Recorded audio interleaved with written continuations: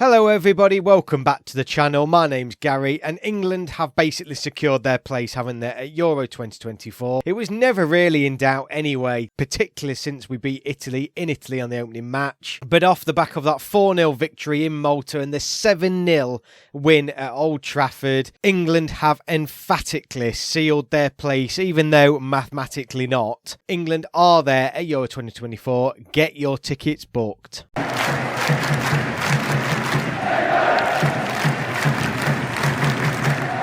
So another two comprehensive victories for England, and victories you would expect us to have achieved, really. Malta in particular, never really going to trouble England. 4-0, arguably a little bit disappointing. You could argue we should be going there and scoring more, but it was all done by half-time, and just England took the foot off the gas. There was no need after a long, hard season to then go out and try and get 7, 8, 9. It was just a comfortable performance from England from start to finish. Trent Alexander-Arnold was the big talking point after the match, coming into midfield, and he played well, didn't he? He played really, really well. Obviously, the asterisk around that is that this was against Malta, so there's certainly going to be bigger tests moving forward, but it is another option there, and I wasn't looking at Trent Alexander-Arnold coming into that midfield, because if you remember previously, Gareth Southgate was absolutely slated for playing Trent in that position not too long ago, but Trent proved himself in an England shirt, finally, and it is by far his best game in an England shirt, because all those other ones have been pretty poor. So it was nice to see him put in a good performance, capped it off with a wonderful goal, and 4-0 was just incredibly comfortable and reassured and never in doubt. The home fixture though against North Macedonia, I predicted it was going to be more difficult, despite still predicting a comfortable England victory. And if you remember, North Macedonia had previously come to England twice, I believe,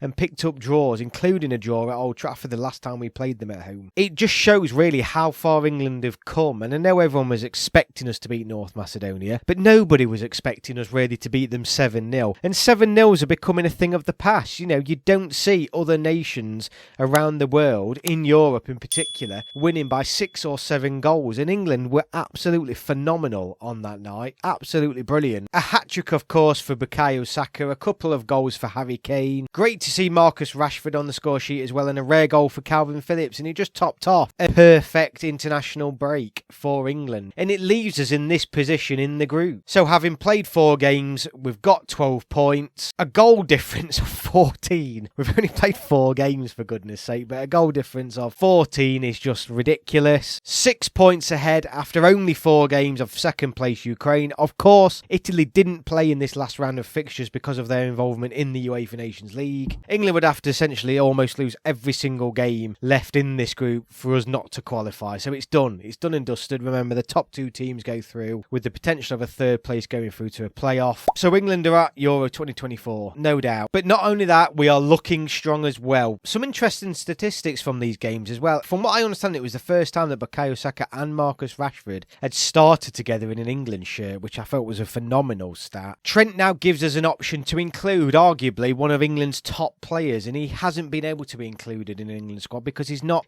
fitted in, has he, with the system that Southgate is like to use. But now he looks like he's potentially found his space. He does come out, no doubt, for Jude Bellingham when Jude Bellingham comes back in fit and healthy. Trent Alexander-Arnold does not start in a full fit England 11. For me, it would be interesting if he puts that sort of performance in against a top nation. Then questions can really be answered for Trent Alexander-Arnold in an England shirt. But it's a fantastic other option for Southgate to have, and it actually utilises Trent in terms of his creativity and his assists and all those sorts of things, but then withdraws what people often perceive as his weaknesses, and that's his defensive capabilities. So it's a great position to include Trent within this England squad. Moving forward then, England now have Ukraine away from home. God knows where that's going to be. Everyone's still waiting for that, followed by 2 friendlies, one in Scotland against Scotland, and obviously the friendly against Australia at Wembley. England then face Italy at home in October, followed by Malta at home and North Macedonia away in November to complete the group. So in the next 5 months, the European qualification qualification campaign will be completed, and I have no doubt that England are going to top this group. So we're going to be going into the tournament off the back of a strong qualification performance. So overall, an absolutely fantastic period to be an England fan. Yet again, we can get excited. This team has a tournament in them.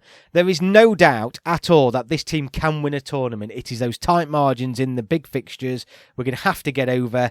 Hopefully next year it's coming home. England will be going in as one of the favourites, no doubt. So thank you very much for watching. Let me know your thoughts and comments below. If you've liked this content, please like and share. And if you're new to the channel, please subscribe, and I will see you all on my next video.